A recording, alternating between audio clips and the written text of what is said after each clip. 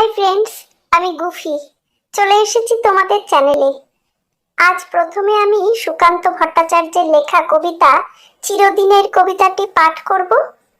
এরপর কবি পরিচিতি, কবিতার বিষয়বস্তু ও হাতে কলমের সমস্ত প্রশ্নের উত্তরগুলো এসএস ম্যামের কাছে জেনে নেব। তার আগে বলি, এখনো যারা উইথ এসএস ম্যাম চ্যানেলটি সাবস্ক্রাইব করোনি তারা চটপট সাবস্ক্রাইব করো আর পাশের বেল বাটনটি অন করে দাও। চলো তাহলে কবিতাটি পড়ি। এখানে বৃষ্টি মুখর লাজুক গায়ে এসে থেমে গেছে ব্যস্ত ঘড়ির কাঁটা। সবুজ মাঠেরা পথ দেয় পায়ে পায়ে, পথ নেই তবু এখানে যে পথ হাঁটা। জোড়া দিঘি, তার পাড়েতে তালের শাড়ি, দূরে বাস ছাড়ে আত্মদানের সারা। পচা জল আর মশায় অহংকারী, নীরব এখানে অমর কিষান পাড়া। এ গ্রামের পাশে মজা নদী 12 মাস, বর্ষায় আজ বিদ্রোহ বুঝি করে।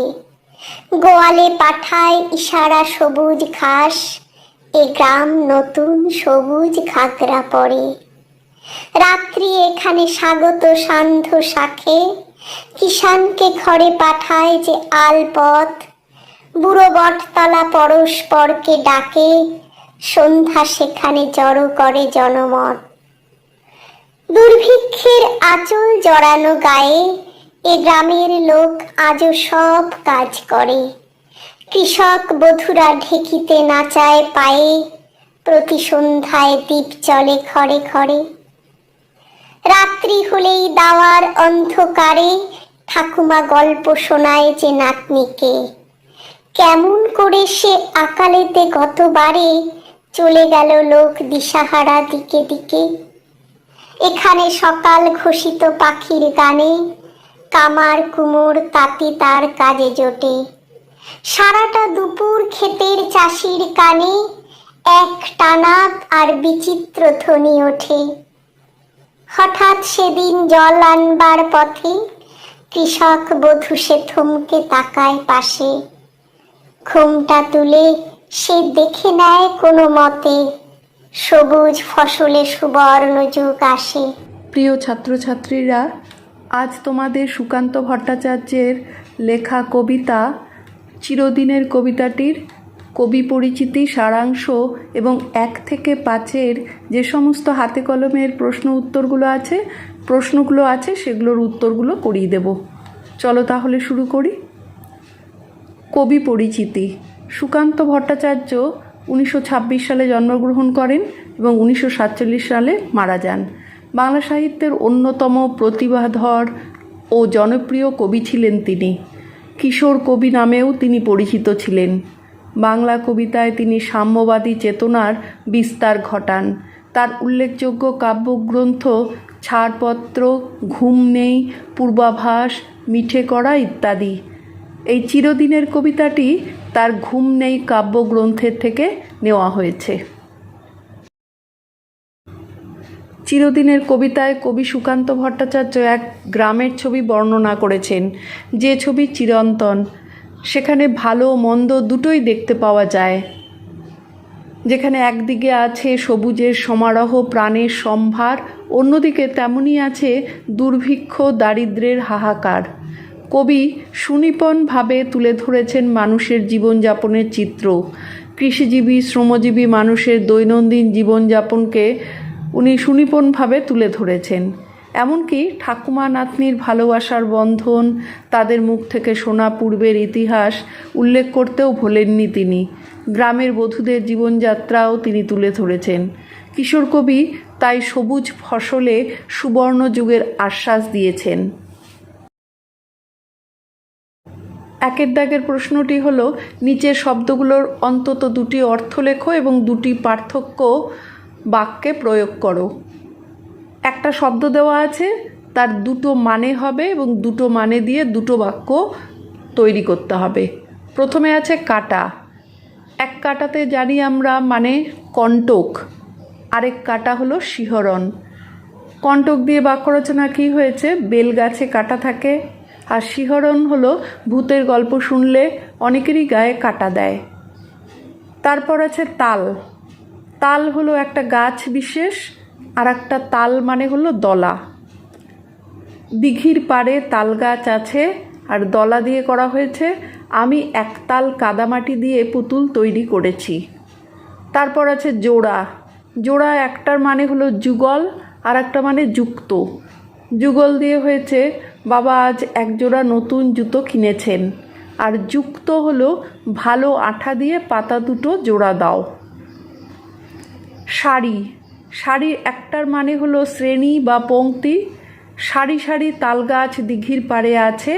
আর আরেকটা সারি মানের হলো মাঝি মাল্লাদের গান বিশেষ, সারি গান গেয়ে মাঝি নৌকা চালায়। এরপর হলো মজা। একটা মজা হলো আনন্দ, বাবার সাথে ঘুরতে গেলে আমার খুব মজা হয়।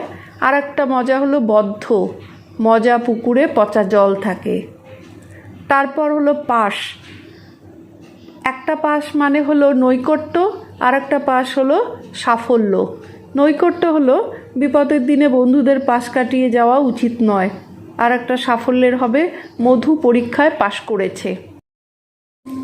2 দাগের প্রশ্নটি হলো নিচে শব্দযুগলের অর্থ পার্থক্য নির্দেশ করে দুটো আলাদা বাক্য তৈরি করো।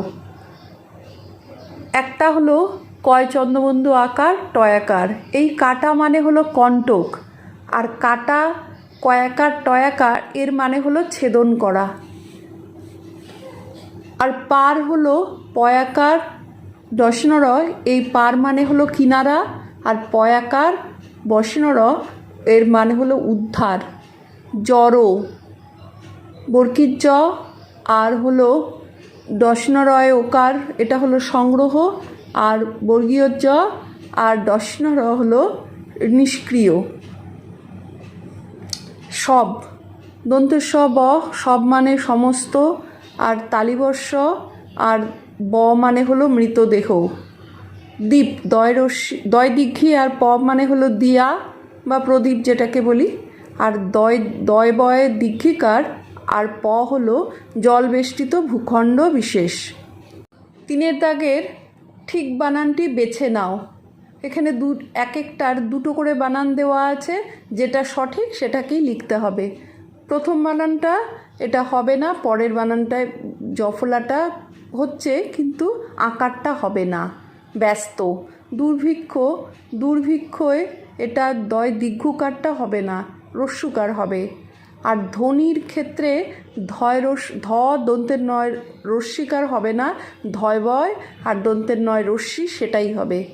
সান্ধ্য, সান্ধ্যই জফলা হয়, সান্ধ্য দন্তের শয় আকার, দন্তের নয় ধয় হয় না। বধূ দীর্ঘকার হয়, ধয় দীর্ঘকার হবে বধূতে। আর সুবর্ণ হলো সুবর্ণা, সুবর্ণা হয় বা মূর্ধন্যয় আকার হবে। 4 দাগের প্রশ্নটি হলো নিচের শব্দগুলোর কোনটি বিশেষ্য এবং কোনটি বিশেষণ বাছাই করে আলাদা দুটো স্তম্ভে সাজাও। এরপর বিশেষ্যগুলোর বিশেষণের রূপ এবং বিশেষণগুলোর বিশেষ্যের রূপ লেখো। বিশেষ্যর মধ্যে পড়ছে মাঠ, সন্ধ্যা, গ্রাম, চাষি, ঘর, ফসল। মাঠের বিশেষণ রূপ হলো মেঠো, সন্ধ্যার হলো সান্ধ্য, গ্রাম গ্রাম্য, চাষি চাষারে, ঘর ঘরোয়া, ফসল ফসলি। আর বিশেষণ হলো লাজুক, ব্যস্ত, ঘোষিত, জলীয়। এর বিশেষ্য রূপগুলো হলো লাজুকের লাজ, ব্যস্তর হলো ব্যস্ততা, ঘোষিত ঘোষণা, জলীয় জল। প্রশ্নটি হলো বিপরীতার্থক শব্দ লেখো। মুখর মৌন, অহংকারী বিনয়ী, অন্ধকার আলো, একটানা বিচ্ছিন্ন, বিচিত্র সরল। আজ এই পর্যন্তই। এর পরের প্রশ্নগুলোর উত্তর পরের দিন ভিডিওতে পেয়ে যাবে তোমরা। ততক্ষণ টাটা।